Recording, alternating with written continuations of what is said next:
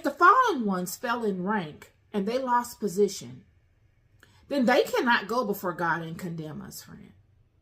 They cannot go before God and say anything to us. We see that in the book of Enoch. Enoch is an intercessor between the fallen ones and God. And how did God find out about the situation?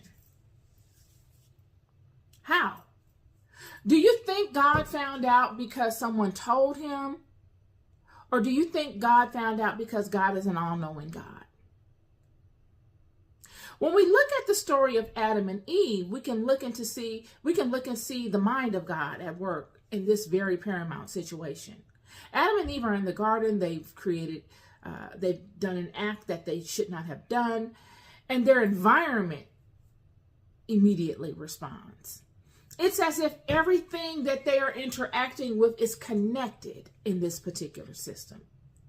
So when Adam and Eve bit the apple, made the decision, absorbed the knowledge, allowed that which was forbidden in, whatever you want to call it, their environment immediately responded to that. It changed.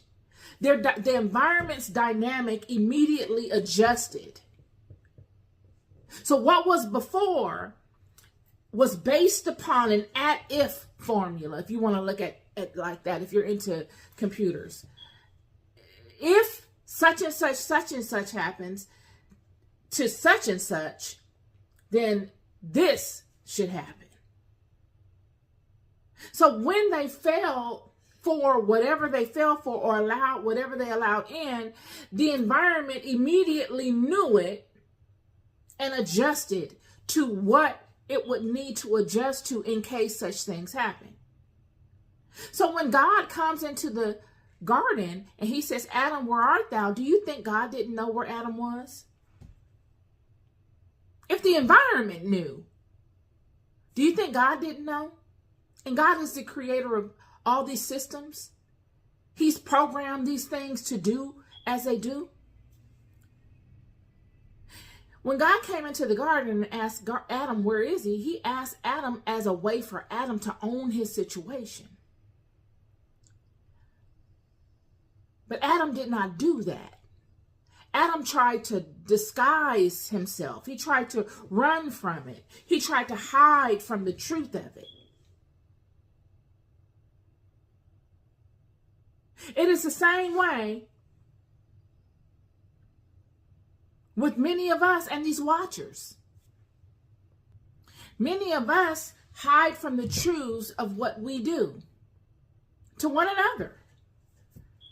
I'm here to tell you, this life we all know is very difficult. It's tedious. You get up, you lay down, you get up, you lay down, you get up, and you go in and out of stuff, dealing with people that do the same thing. And everybody does not feel like they're equipped with the appropriate tools to handle these situations the way that they would like to handle them. So whether it's, they're trying to keep the comforts of their life intact or even expand the reach of the comforts that they already have so they can grow with more comforts, whatever it is, or even to acquire comforts on any level, because they're always on the sidelines looking and they never feel like they have an opportunity. And so they'll do anything to get that opportunity because they have no internal code. They weren't raised in a way that would facilitate such an internal code to be pronounced in their lives. It hasn't been introduced to them. Whatever the situation is, we're all intermingling with one another that possess these traits.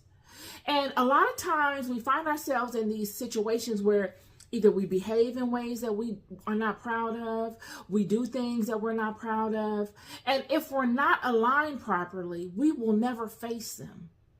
If we're not aligned properly, we will allow ego, status quo, and the likes thereof to be more pronounced, and they will contaminate our output.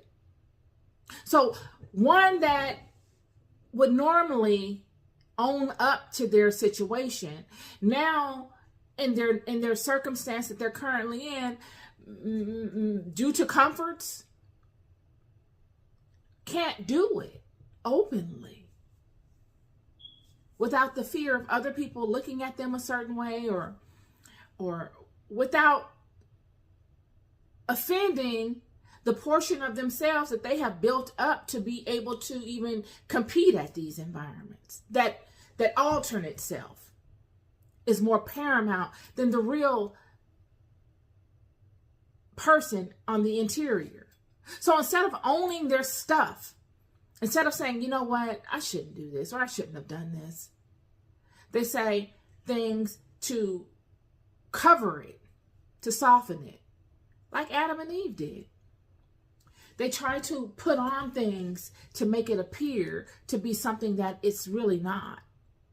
Instead of standing there naked and owning what they did, owning the truth of the situation, they don't feel empowered enough. So they must put on things and cover themselves with fig leaves and hide and all these different things from themselves. Primarily. And from others. Just so that they can psychologically make it through. This is the brilliance of the mind. One can do something against themselves that only they know the truth of. But instead of coming to terms with it and facing it and standing there naked before themselves, they cannot do that. So the mind will put buffers in place to allow it to find some form of stability throughout the chaos, because the mind is always there to protect itself. And even if it comes up with a fantasy or a variation of a truth, it'll own that instead of owning the real thing. Just because they don't have any other tools, or they don't feel safe, or they don't feel strong enough to stand in the totality of what it is that they've actually done, or what it is that they are actually representing by their intentions. And so you get situations where one will say, you know, they'll look to convert you and make you feel like you don't have the right to feel a certain way about something that you know is rightfully yours. You don't have the right to defend yourself or to speak up for yourself against something that is wrong, just so that they can feel justified. And if you don't know the truth of you, you'll fall for it. If you are not grounded in your own level of knowing, you will be blown by it.